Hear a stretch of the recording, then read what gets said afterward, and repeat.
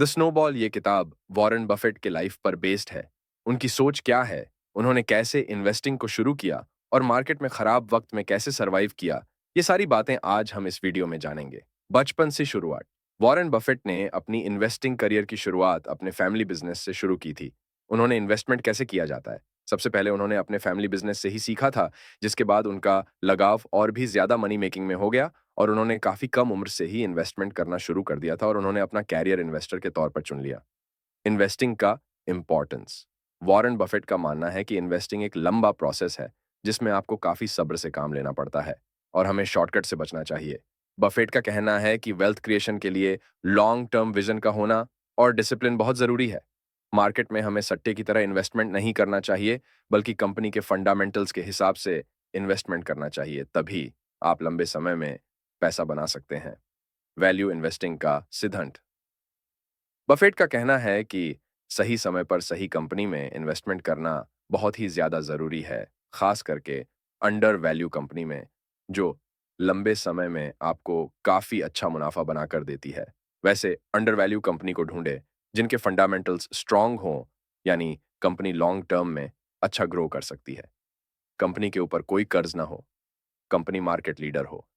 वैसी कंपनी आपको long term में अच्छा रिटर्न बनाकर दे सकती है और ऐसी कंपनी में आपको सही समय पर इन्वेस्टमेंट करना चाहिए, तभी आप लॉन्ग टर्म में अच्छा रिटर्न बना सकते हैं। Berkshire Hathaway success. Berkshire Hathaway एक टेक्सटाइल कंपनी थी, जिसे वॉरेन बुफेट और उनके दोस्त चार्ली मंगर ने खरीद लिया था। इसके बाद उन्होंने इस कंपनी को एक इन्वेस्टमेंट कंपनी बना दी, जिसने बैंकिंग, इंफॉर्मेशन टेक्नोलॉजी, फूड और कई सारे इंडस्ट्रीज में इन्वेस्टमेंट किया।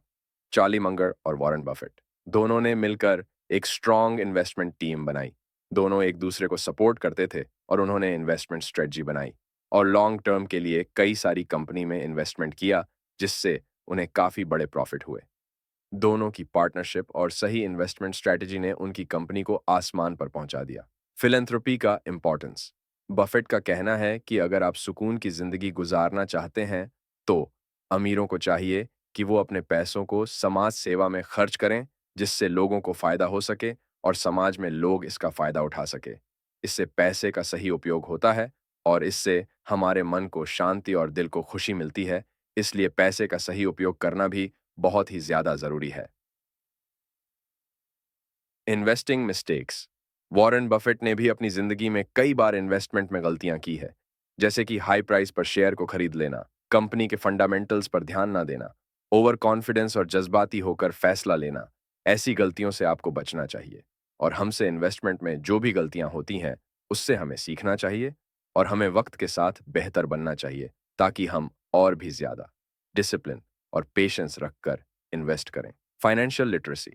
वॉरेन बफेट का कहना है कि हमारे पास सही जानकारी होना चाहिए और हमें नई चीजों को सीखते रहना चाहिए। अगर हम एजुकेटेड रहेंगे, तो हम बेवकूफ बनने से बच जाएंगे और मार्केट को अच्छे से समझ सकेंगे और अपने रिस्क को मैनेज कर पाएंगे। तभी आप लॉन्ग टर्म में अच्छे प्रॉफिट बना सकते हैं। सक्सेस मंत्र। बफेट का कहना है कि अगर आप मार्केट में सक्सेसफुल होने के लिए पेशेंस का होना बहुत ही ज्यादा जरूरी है और आपको हमेशा लॉन्ग टर्म के बारे में सोचना चाहिए। इन चीजों को हमेशा फॉलो करें, जैसे कि इमोशंस को इन्वेस्टमेंट से दूर रखें, किसी भी कंपनी को बिना जाने इन्वेस्ट ना करें और सही जानकारी हासिल कीजिए।